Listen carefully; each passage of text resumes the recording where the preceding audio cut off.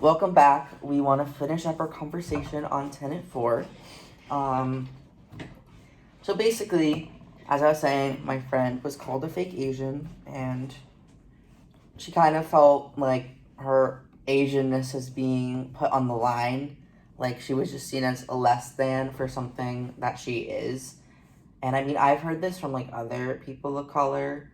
I remember my senior year, one of my friends had a fight with my friend Chanel because my friend Chanel said the N word, but then they're like, I'm black. But then my friend said, I remember this, and this was such an awkward moment, but you're not black enough to say the N word. And I was like, oh my God, I don't know.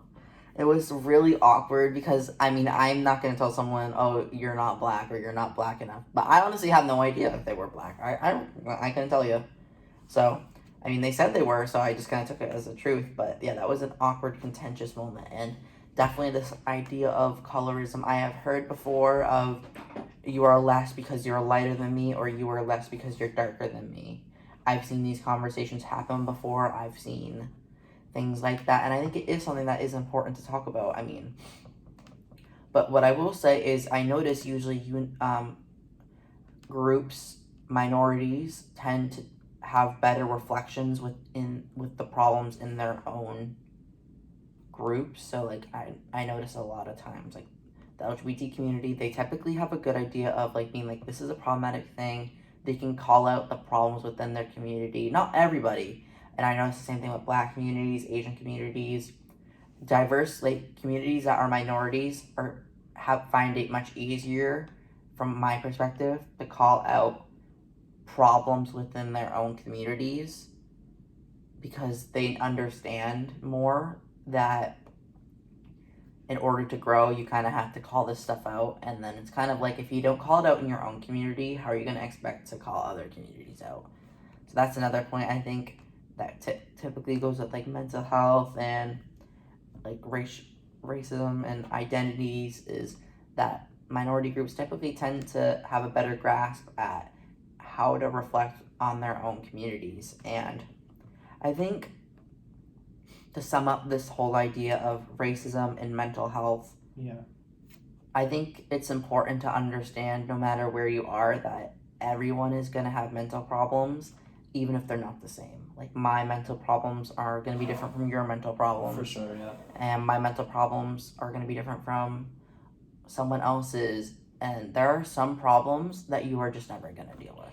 Like, we will never deal with racism.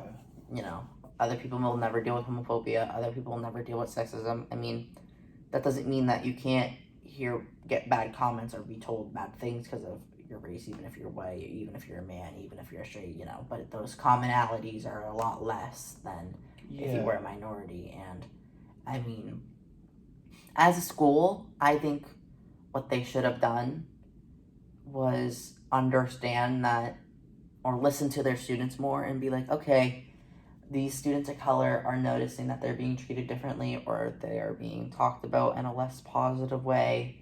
How do we as a school educate our students and how do we lift up our students of color? I mean, I think that is much easier said than done, like everything we have talked about on this podcast, but I think it is important at the end of the day to have those conversations in the first place, especially the guidance counselors and the people who are supposed to be there for your mental health, not even acknowledging them.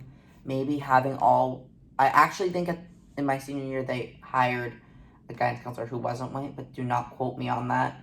But having teachers and guidance counselors and whatever be not diverse makes it so those students of color don't tell the school. So then the school can't change it. So how can the school do better is by trying to hire more diverse, having more diversity within their teachings.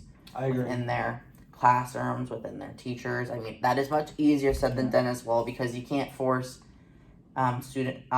teachers of color to join your force or guidance counselors of color to join your school. You can't force anybody to do anything, but they need to, in my school at least, there needs to be an environment created that helps students of color feel like they can talk about racism that they're dealing with. I definitely agree. Like, there was a documentary we watched about, I think like, I don't really remember what it was called, but it was like a study about like how like racism in America and like also like Hispanic like culture and stuff like that. So basically, just making them more aware about the injustices in their society and their own kind of like culture, you know? So it's like those classes I think would be very beneficial for schools like yours, where like there really isn't that much knowledge about different communities and that there is like some whitewashing.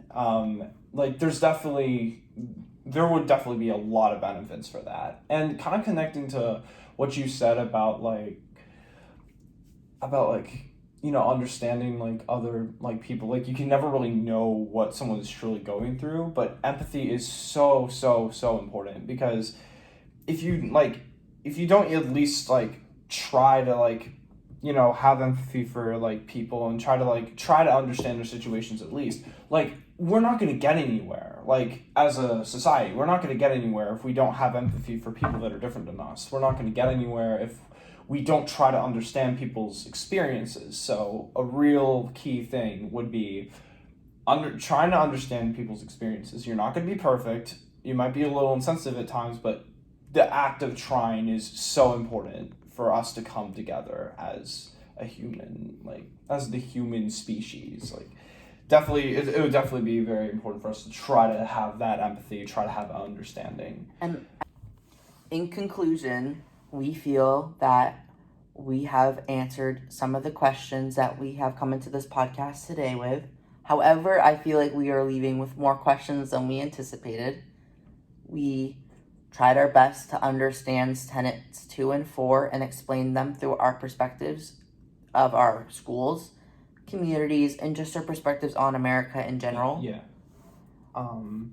And I think the discussion was definitely very important for us to have, and it just kind of like goes to show how important discussions are. Like as I said earlier, just to like kind of summarize really quick, discussion is key. Basically, we can't fix the issue until we talk about the issue. I would agree. Thank you so much for a good semester, Leslie. Have a good summer, and I hope you enjoyed our podcast. Thank you.